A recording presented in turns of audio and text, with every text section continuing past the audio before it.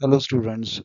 Today I'm going to take up another history lesson. That is the lesson number two of the history, nationalism in India. So we have already seen what was the rise of nationalism in Europe. The second part, which talks about India, that is nationalism in India. Now, we have already seen the nationalism in Europe, formation of nation states, and we know that the nation states means devoid of any king's rule. So a nation state theory was already propagating in Europe and slowly it was spreading in other parts of the world. So what exactly the nationalism meant? It meant a change, understanding who they are, what defined their identity. We have seen the culture, language, and this was one of the reasons that the nation state came into being. Sense of belonging, new symbols and icons, new songs and ideas forged new links and redefined the boundaries of communities. And it was a long process. So in India, basically nationalism was due to the anti-colonial movement because we were the colonies of the Britain, and slowly the Indians who were brought to study, they started coming back and understood the reason for bringing the India united together and brought the ideas of nationalism from the Europe. People began discovering their unity struggle with the colonialism.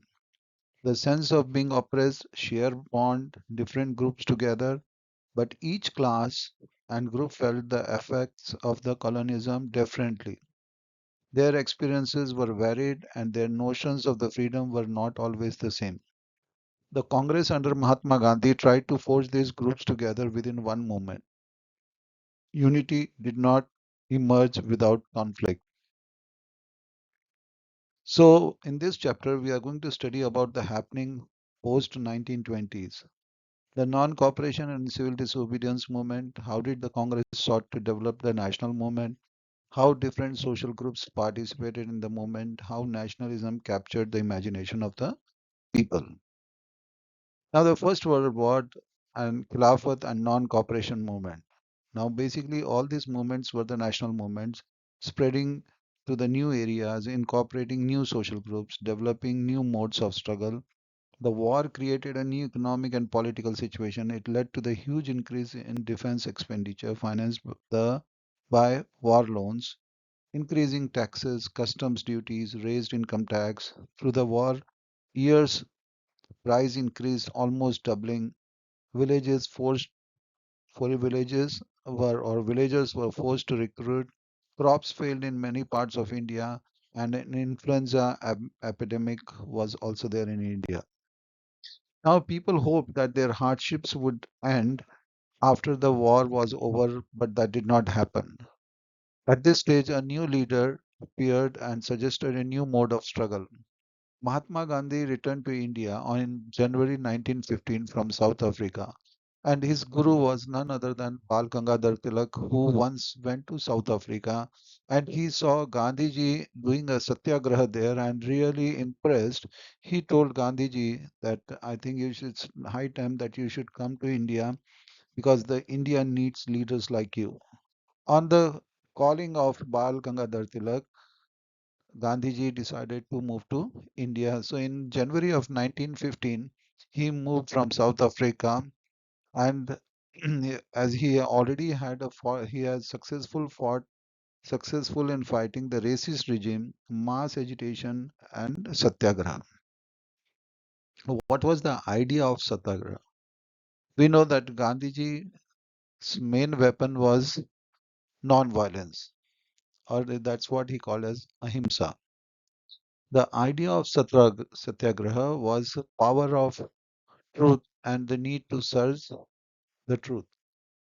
If the cause was true and the struggle was against injustice, physical force was not necessary to fight the oppressor. Without seeking vengeance or being aggressive, a satyagrahi could win the battle through non-violence. How was it possible appealing to the conscience of the oppressor? The oppressors had to be persuaded to see the truth instead of being forced to accept truth through violence. Truth was bound to ultimately triumph. Dharma, non-violence could unite all Indians. Now, Mahatma Gandhi's Satyagraha movement across the country. In year 1917, after we know that in 1915, when Gandhiji came back from South Africa, he decided to tour India and see where real India lives. So for almost 1 year, he traveled crisscross across the country, and he has seen the poorest of poor people in many parts and saw the injustice of the British rulers in India. So in 1917, Bal Gangadhar Tilak gave a first break to Gandhiji to go and see the farmers in Champaran. Now, the first satyagraha of Gandhiji was in Champaran in Bihar, inspiring the peasants to struggle against the oppressive plantation system. And the second satyagraha which Gandhiji did was again in 1917 at Kheda district of Gujarat, demanding that the revenue collection to be relaxed, the crop failures and the plague epidemic, the peasants of Kheda could not pay the revenue. And the third satyagraha was in 1918 Ahmedabad to fight for the cotton mill workers who were not paid salaries for many days, many months in fact. So these were the three satyagrahas which Gandhiji fought after coming to India. The first being Champaran, the second being Kheda district, and the third being Ahmedabad. Children, just for your information, these three places can come in your mapping or the map based questions that which was the first satyagraha, which was the second satyagraha, and which was the third satyagraha. Now, Champaran is in Bihar. Again, Kheda and Ahmedabad are both in Gujarat. So, if Kheda has to be marked and Ahmedabad has to be marked, it has to be marked in Gujarat. Champaran has to be marked in Bihar. Now, during this time, the Rowlatt Act, which was introduced in 1919, nationwide satyagraha against the proposed Rowlatt Act. The act had been passed through the Imperial Legislative Council, had united opposition of the Indian members. It gave the government enormous powers to repress political activities, allowed detention of political prisoners without trial for 2 years. That means anybody, any political leader can be arrested without any evidence or without being produced in front of the judge, and there cannot be any trial, and he can be placed in the prison for 2 years. Now, Mahatma Gandhi wanted non-violent civil disobedience against such unjust law. Started with the Hartal on 6th of April.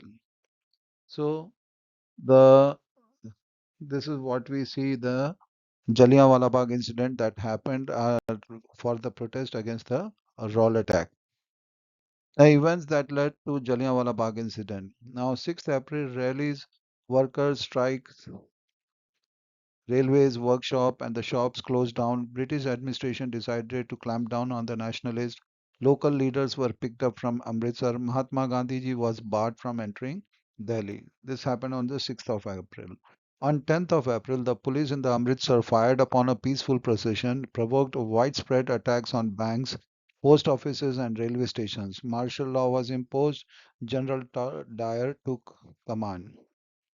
So on 13th of April, Jallianwala Bagh incident, few came to protest against the government's new repressive measures. Others had come to attend the annual Baisakhi fair, and many villagers who were unaware of the imposed martial law. Dyer, what was there in the martial law? The martial law stated that not more than 5 people can gather at one place, but most of the villagers has gathered to celebrate the Baisakhi festival. Now they all gathered in the Jallianwala Bagh, and one of the leaders of the Congress was supposed to come there and address the meeting. Now, the moment General Dyer came to know that the people have gathered in the Jallianwala Bagh, General Dyer entered into the Jallianwala Bagh and blocked the exit, which was only one gate to enter and only gate to exit. Now, all the exit points and opened fire on the crowd, killing hundreds. Produce a moral effect to create in the minds of the satyagrahis a feeling of terror and awe. This was the main motto, or this was the main aim of the General Dyer to bring the moral of the Satyagrahi down. Aftermath of Jallianwala Bagh incident, what exactly happened after the Jallianwala? Crowd took to the streets in many North Indian towns. There were strikes, clashes with the police, attack on the government buildings. Government government repressive measures seeking to humiliate and terrorize people. Satyagrahis were forced to rub their noses on the ground, crawl onto the street, do salam to all the sahibs. People were flogged, and some of the villages were even bombed also. Violence spread, and Gandhiji called off the movement. Then Mahatma Gandhi need to launch broad-based movement in India, bringing the Hindus and Muslims closer together. So Khilafat issue, what was exactly a Khilafat movement was started, but what was the Khilafat issue? Khilafat basically in Urdu or Hindi means to go against somebody, to go Khilafat. So World War One defeat. We know that in World War One, the Ottoman Empire was defeated. That is, the Ottoman Empire was nothing but the Turkey, and Harsh, and which was a Muslim ruler of the Turkey, who was also called as the Khalifa of the Muslim world, or most of the Muslims used to take him as one of their spiritual leaders. Now, once the Turkey was defeated by the British forces, harsh peace treaty was going to be imposed on Ottoman Emperor, the spiritual head of the Islamic world, or was called as a Khalifa. To defend the Khalifa's temporal powers, a Khilafat committee was formed in Bombay in March 1919. Muhammad Ali and Shaukat Ali, these two brothers, discussing with Mahatma Gandhi, possibility of united mass action on the issue. This was Gandhiji saw as an opportunity to bring Muslims under the umbrella of a unified national movement. Calcutta session of Congress in September 1920, non-cooperation movement in support of Khilafat as well as for Swaraj. So here are the two brothers, Muhammad Ali and Shaukat Ali. The Khilafat movement was started, and it was also marked by the unity between Hindus and the Muslims. Why non-cooperation movement? Hind Swaraj, Mahatma Gandhi, British rule was established in India with the cooperation of Indians. So Mahatma Gandhi, British rule was established in India with the cooperation of the Indians. Non-cooperation as a movement unfolded in the stages. Through the summer of 1920, Mahatma Gandhi and Shaukat Ali toured extensively, mobilizing popular support for the movement. Children, remember the years that can make for you too easy to remember. In 1920, the Khilafat movement was also started along with the non-cooperation movement. So you can say that in 1920, the non-cooperation movement was started. Exactly after the 10 years, we'll see that Mahatma Gandhi launching the civil disobedience movement. So 1920, 1930 should be in your minds. Now, stages of non-cooperation movement suggested by Gandhiji. First was surrender of the titles that the government has awarded. So any uh, award that has been given by the British should be surrendered because we don't want to cooperate with the British. Now, second stage was boycott civil services, army, police, courts, and legislative councils, schools, and foreign goods should be boycotted. During this time, many of the civil servants left their jobs, and many people who were in police and the courts and the legislative councils resigned. Children in the schools also left the schools, and in the colleges also, most of the students left the colleges to join the non-cooperation movement. The last one was the civil disobedience campaigning. Situation within the Congress. Many were concerned proposals. They were reluctant to boycott the council elections scheduled for November 1920. They feared that the movement might lead to a popular violence. In the months between September and December, there was an intense tussle within the Congress. For a while, there seemed to be no meeting point between the supporters and the opponents of the movement. Finally, at the Congress session of Nagpur in the December of 1920, A compromise was worked out and the non-cooperation program was adopted. Again, remember children, the Congress session which happened in Nagpur in December of 1920. So in mapping again, you might get where was the Congress session of December 1920 and the non-cooperation movement was adopted at this session. So you have to mark Nagpur, which is in Maharashtra. Now further, how did this movement of non-cooperation unfolded? Who participated in? How did the different social groups conceive the idea of non-cooperation? Now the differing strands within the movement. The movement in the towns, the rebellion in the countryside, Swaraj in the plantation. The non-cooperation or Khilafat movement began in January 1921. Various social groups participated in the movement, each with its own specific aspiration. All of them responded to the call of Swaraj. The term meant different things to different people. Swaraj means we are ready to rule, means we will rule, but the British will stay in India. The movement in the towns, the movement started with a good participation of the middle class. Now we know that the middle class has always played an important role in any of the revolutions that we have seen in the past. Thousands of students left government controlled schools and colleges, headmasters and teachers resigned, and the lawyers gave up their legal practices. The council elections were boycotted in most provinces except in Madras. The Justice Party, the party of the non-Brahmins, felt that entering the council was one of the way of gaining some power. Foreign goods were boycotted, liquor shops were picketed, and foreign clothes burned in huge bonfires. The import of foreign cloth halved between 1921 and 1922, its value dropping from rupees 102 crores to rupees 57 crores. That means because of this boycott movement, the clothes which were coming from England and which were the factory made clothes made a big impact on the economy of the Britain. The boycott of foreign clothes helped in increasing the demand of clothes made in India. Now, the movement in towns, students, what exactly happened in the towns? The lawyers gave up their legal practices, headmasters and teachers resigned, students felt government cannot control institution, then participation of middle class, foreign clothes burned, liquor shops picketed. Reasons for the slowdown of movement, but the non-cooperation movement to some extent was not able to gain its momentum and slowly it died. The reason was khadi was more expensive than the mill made clothes. Now the clothes which was coming from Britain was factory made and it was the cost of the clothes were very cheap compared to the handmade clothes in India.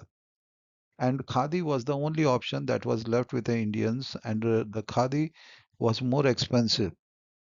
So the people who burned the clothes, being emotional, and burned the clothes of the British made industries later decided not to burn because the khadi, which was the only option available, and it was an expensive option. The people, poor people, could not afford to buy khadi.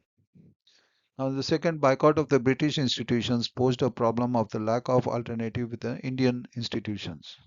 Institutions slow to come up, students and the teachers began coming back to school. Similarly, the lawyers resumed their work in the courts. The rebellion in the countryside, non-cooperation movement spread to the countryside, the struggles of the peasants and the tribals. Now, the peasant movement in Awadh, led by Baba Ramchandra, a sannyasi, and indentured laborer, peasants, talukdars against the high rents and may others says that means the talukdars, the peasant talukdars also came into the peasant movement, demanded reduction of revenues, abolition of begar, and the social boycott of the oppressive landlords and tenants. Jawaharlal Nehru in 1920 understand the problems of the peasants. Now, Audh Kisan Sabha was formed there in Lucknow or in Uttar Pradesh, that is in Uttar Pradesh, and the The main reason Out Kisan Sabha was formed was association with the peasants movement. Congress integrate the movement in Awadh with a non-cooperation movement. People stopped paying rents by invoking the name of Mahatma or Mahatma Gandhi. The tribal peasants interpreted the message of Mahatma Gandhi and the idea of Swaraj in yet another way in Godam Hills of Andhra Pradesh. Now, colonial government closed large forest areas and prevented people from entering the forest to graze their cattle, collect fuel woods and the fruits. Livelihoods affected, traditional rights were being denied, Begar was a norm. Forced them to contribute Begar for the road building. The emergence of new leaders. Now, the emergence of local leaders, in which we have Alluri Sitarama Raju, claimed that he had a variety of special powers. He could make correct astrological predicaments, heal people, he could survive even the bullet shots. These were the rumors that spread for the Alluri Sitarama Raju. There were legends, there were songs which said that Alluri Sitarama Raju is immortal. He cannot die even with the bullet shots. The rebels proclaimed that he was the incarnation of a god. Raju talked of greatness of Mahatma Gandhi, inspired by the non-cooperation movement, persuaded people to wear khadi, give up drinking. But he asserted that India could be liberated only by the use of force, but not non-violence.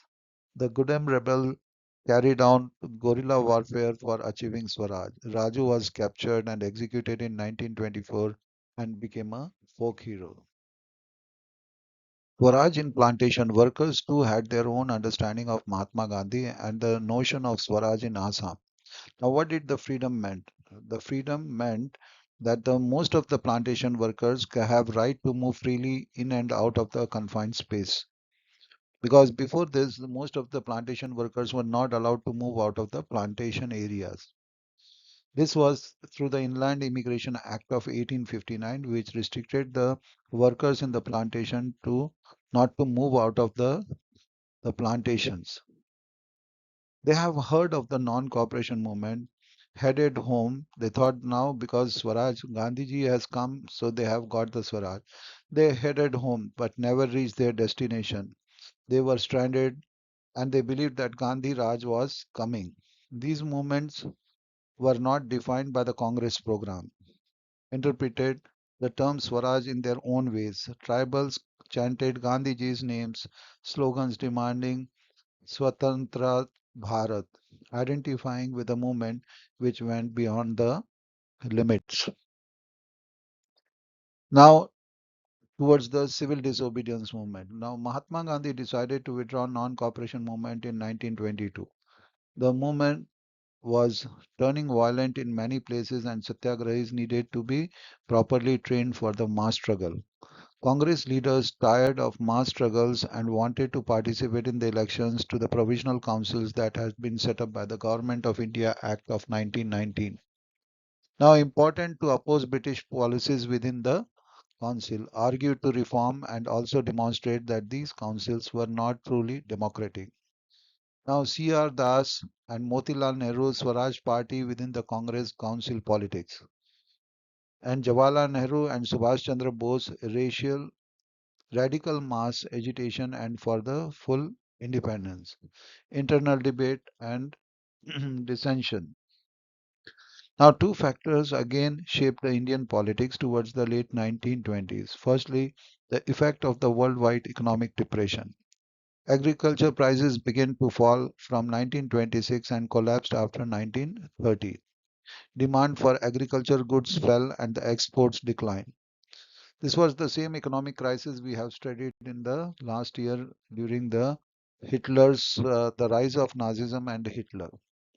The demand for the agriculture goods fell and the exports declined. Peasants found it difficult to sell their harvest and pay their revenue. By 1930, the countryside was in turmoil. Secondly, the Simon Commission. This all beginning of a civil disobedience movement.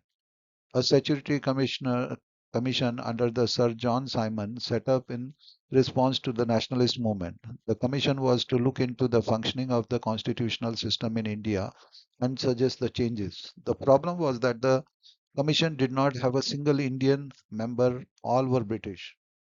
Arrived in India in 1928, greeted with the slogans Go Back Simon. All parties including the Congress and the Muslim League participated in the demonstrations.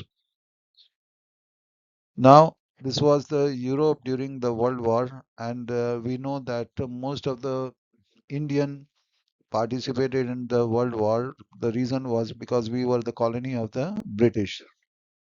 The Viceroy Lord Irwin announced on October 1929 pact to win over a vague offer of dominion status for India in an unspecified future.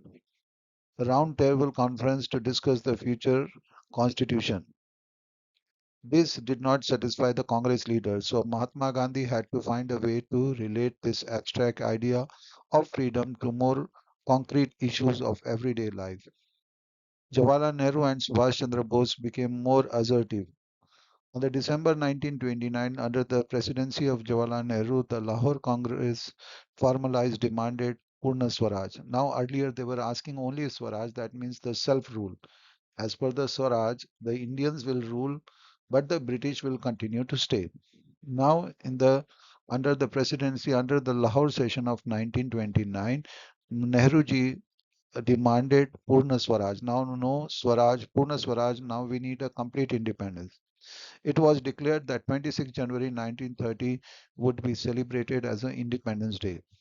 People were to take a pledge to struggle for the complete independence. This is the reason India decided to make its constitution really to be adopted on 26 January in 1930.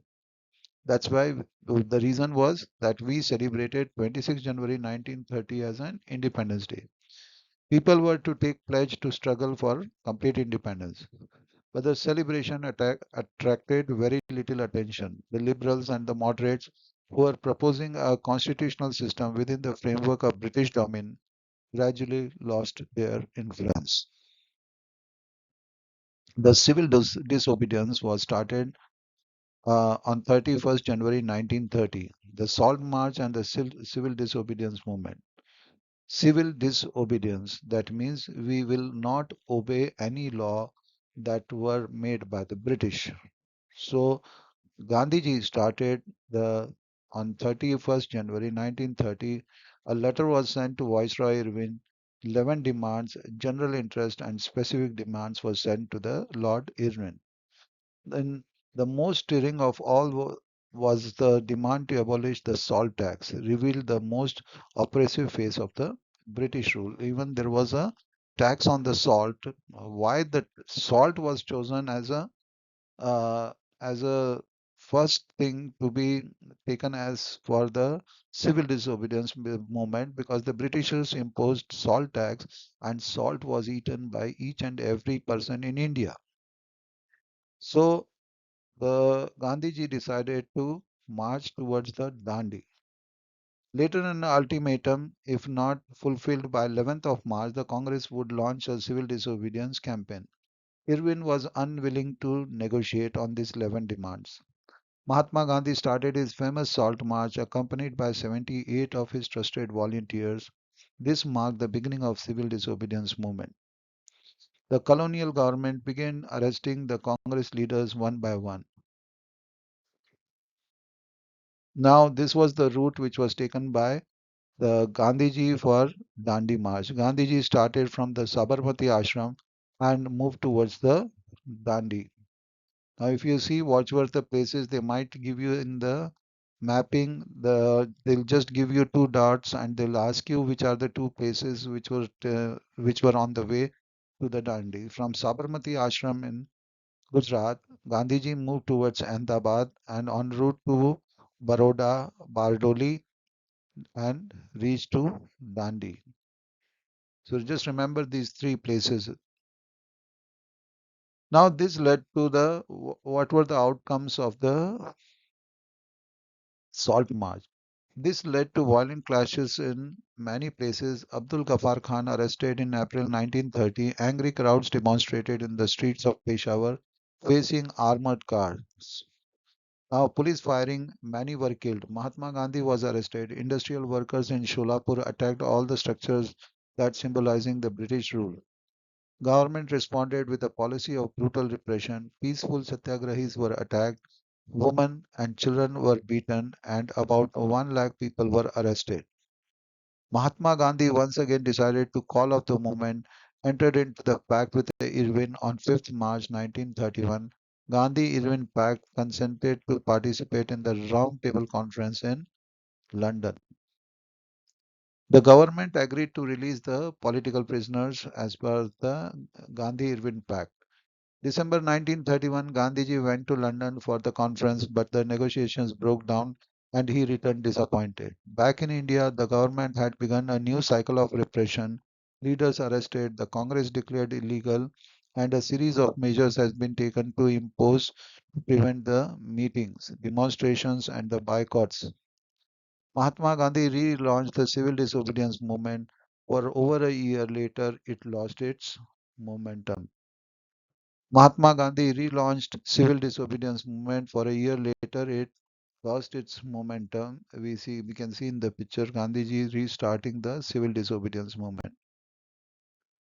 How participants saw the movement. Now, rich peasant communities like the Patidars of Gujarat and the Jats of the Uttar Pradesh, active in the movement, hard hit by the trade depression and the falling price, impossible to pay the government's revenue demand. Government refused and widespread resentment. For them, the fight for the Swaraj was a struggle against the high revenues. Disappointed when the movement was called off in 1931. The movement was restarted in 1932. Many of them refused to participate. The poor peasantry not interested in the lowering of the revenue demand. Many small tenants cultivating land they had rented from the landlords. Cash income dwindled, found it difficult to pay their rents. Wanted the unpaid rent to the landlord to be remitted. Joined the variety of radical movements led by the socialist and the communist. Apprehensive of raising issues that might upset the rich peasants and the landlords, the Congress was unwilling to support no rent campaigns in the most places. So the relation between the poor peasants and the Congress remained uncertain. Now, business classes during the World War One made huge profits and became more powerful, keen on expanding their businesses, reached against the colonial policies and restricted business activities. They wanted protection against the imports of foreign goods. To organize business interests, they formed the Indian Industrial and Commercial Congress in 1920 and the Federation of Indian Chamber of Commerce and Industries in 1927, led by Purushottam Das, Thakur Das, and G.D. Birla. The industrialists attacked colonial control over the Indian economy and supported the civil disobedience movement. They gave financial assistance and refused to buy or sell imported goods. Most businessmen came to see Swaraj as a time when the colonial restrictions on the business would no longer exist and trade and industry would flourish without constraints. No participation post RTC failure. Post RTC failure. Round table conference failure. Okay. There were strikes by the railway workers in 1930 and the dock workers in 1932. In 1930, thousands of workers in Chota Nagpur tin mines wore Gandhi caps and participated in the protest rallies and boycotted campaigns. But the Congress was reluctant to include workers' demands as a part of its program of struggle. It felt that this would alienate industrialists and divide the anti-imperial forces. Now, what was the participation of women? Remember, children, in all the nationalist movement, we will always get the question of the participation of women. So wherever you have, whichever lesson, if there is a role of woman has to be there, please learn that. Okay, now what was the participation of more women? Salt march, they participated in the protest march, manufactured salt and picketed the foreign cloth and the liquor shops. Many of the women went to jail. In urban areas, these women were from high caste families. In the rural areas, they came from rich peasants and the household. Service to the nation as the sacred duty of a woman. No radical change in the way the position of woman was visualized. View of Gandhiji and the Congress. The limits of this civil disobedience participation of the Dalits. Not all the social groups were moved by the abstract concept of Swaraj. Untouchable Dalits were or oppressed. Congress had ignored the Dalits for the fear of offending the Sanatanis. But the Mahatma Gandhi declared that Swaraj could not come if untouchability was not eliminated. He organized satyagraha to secure them entry into various places, the sin of untouchability. But many Dalit leaders were keen on different political situations to the problems of the community. They began organizing themselves, demanding reserved seats in the educational institutions, a separate electorate that would choose Dalit members for the Legislative Council. Political empowerment, they believed, would resolve the problems of their social disabilities. Dalit participation in the civil disobedience movement was very limited. Dr. B.R. Ambedkar, who organized the Dalits into the Depressed Class Association in 1930, clashes with Mahatma Gandhi at the Second Roundtable Conference by demanding separate electorate for Dalits. When the British government considered Ambedkar's demand, Gandhiji began to fast unto death. He believed that a separate electorate for Dalits would slow down the process of their integration into society. Ambedkar ultimately accepted Gandhiji's position, and as the result was the Pune Pact of September 1932. So, children, if you get what was the Pune Pact, then you can write in that Ambedkar accepted during this Pune Pact. Ambedkar accepted Gandhiji's position not to go for the separate electorate for the Dalits. It gave the depressed classes reserved seats in the provincial and central legislative council, but they were to be voted in by the general electorate. The Dalit movement, however, continued to be apprehensive of the Congress-led national movement. Now, what was the participation of Muslims? The Muslim political organization in India were also lukewarm in their response to the civil disobedience movement. After the decline of non-cooperation Khilafat movement, a large section of Muslims felt alienated by the Congress. Congress associated with the openly Hindu religious nationalist group Hindu Mahasabha. Hindus and Muslims relations worsened, organized religious processions provoking Hindu-Muslim communal clashes and the riots in various cities. The Congress and the Muslim League made efforts to negotiate an alliance, and in 1927 it appeared that such unity could not be forged, that the Hindus and the Muslim cannot come together. The important difference were the question of the representation in the future assemblies that were to be elected. Muhammad Ali Jinnah, leader of the Muslim League, was willingly to give up the demand for the separate electorate if the Muslims were assured reserved seats in Central Assembly and representation in the proportion to the population in the Muslim dominated provinces such as Bengal and Punjab. Negotiations continued, but all the hope for resolving the issue at all parties conference in 1928 disappeared when M.R. Jaikar of the Hindu Mahasabha strongly opposed the efforts of the compromise. An atmosphere of suspicion and distrust between the communities. Now, the sense of collective belonging. Now, nation depicted in the images. The identity of a nation symbolizes in the figure of an image with which people can identify the nation. The identify of India came to be visually associated with the image of Bharat Mata. The image was first created by Bankim Chandra Chattopadhyay. So remember, children, who was the one who first gave the picture of the Bharat Mata was Bankim Chandra Chattopadhyay. 1870s, he wrote Vande Mataram as an hymn to the motherland. Now sung during the Swadeshi movement in Bengal, Rabindranath Tagore painted the famous image of the Bharat Mata, portrayed as an aesthetic figure. She is calm, composed, divine, and spiritual. Image Bharat Mata acquired many different forms as it is circulated into popular prints and was painted by the different artists. Devotion to this mother figure came to be seen as the evidence of one's nationalism. Now, folklore's nationalism movement to revive Indian folklore. These tales, they believed gave a true picture of the traditional culture that had been corrupted and damaged by the outside forces. It was essential to preserve these folk traditions in order to discover one's national identity and restore the sense of pride in one's past. In Bengal, Rabindranath Tagore himself began collecting ballads, nursery rhymes, and the myths and led to the movement for the folk revival. In Madras, Natesa Sastri published a massive four-volume collection of the Tamil folk tales, the folklore of southern India. He believed that the folklore was national literature and it was the most trustworthy manifestation of people's real thoughts and characteristics. National flag. Nationalist leader more and more aware of the icons and symbols in unifying people and inspiring in them a feeling of nationalism.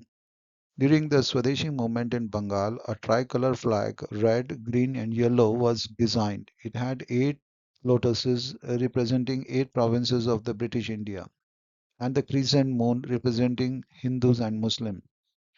In 1921, Gandhiji Swaraj flag, it was again a tricolor, red, green, and white, and had a spinning wheel in the center, representing Gandhiji's ideal of self-help. Holding aloft during the marches became a symbol of defiance. Now, reinterpretation of history. Nationalism was true reinterpretation of history, instill a sense of pride in nation. Indian history had to be thought about differently. The British view, we as Indian view the British. Reinterpretation of the history. Reinterpretation of history. Nationalism was reinterpretation of history, instill a sense of pride in the nation. Indian history had to be thought about differently. The British view versus the Indian view. These histories urge the people to take pride in India's great achievements in the past and to struggle to change and miserable conditions of life under the British rule. These efforts to unify people were not without problems. When the past being glorified was Hindu, when the image celebrated were drawn from Hindu iconography, then the people of the other communities felt left out. Conclusion. A growing anger against the colonial government was thus burning together various groups, bringing a growing anger against the colonial government was thus bringing together various groups and the classes of Indians into a common struggle for freedom. The Congress, under the leadership of Mahatma Gandhi, tried to channel people's grievances into organized movements for independence. Through such movement, the nationalists tried to forge a national unity. But diverse groups and classes participated in these movements with varied aspirations and expectations. Their grievances were wide ranging. Freedom from the colonial rule also meant different things to different people. The Congress continuously attempted to resolve differences and ensure that the demand of one group did not alienate other. This is precisely why the unity within the movement often broke down. The high points of the Congress activity and the nationalist unity were followed by phases of disunity and the inner conflict between groups. Children, please subscribe to my group because my children, please subscribe to my channel, and very soon I'll be putting up the questions, most important questions that you are going to expect in the exam. These important questions were from past 5 to 6 years, were repeated in many of the exams. So the chances of they being repeated are high. So uh, please subscribe so any day I can be posting the important questions from each and every lesson. Thank you for watching this